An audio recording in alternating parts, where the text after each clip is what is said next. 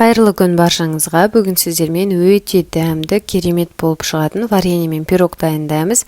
Ең алдымен жұмыртқаға шым-шым тұзды салып, қантты қосамыз. Болғаннан соң миксердің көмегімен жақсылап 5 минуттай уақыт осылай қозғап аламыз. Біздің массамыз ағаруы қажет. Толығымен ағарғаннан соң үстінен сүт және де сұйық майды құйып, венчиктің көмегімен бір қалыпқа енгенше араластырып аламыз.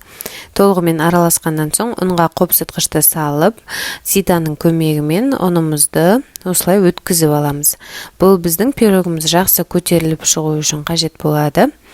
Міне осылай толығымен барлығын өткізіп болғаннан соң венчиктің көмегімен тағы да жақсылап қозғап, бір қалыпқа енгенше араластырамыз. Біздің массамыз дайын.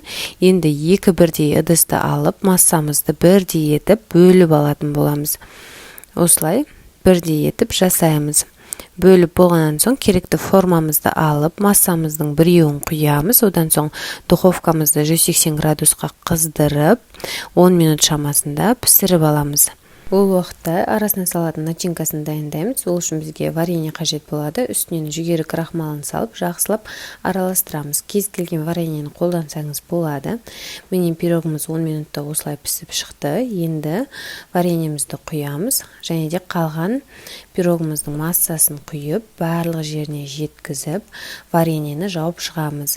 Толығымен жабу қажет.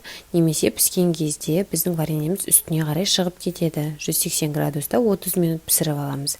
Бетін қалауыңызша әсемдесеңіз болады.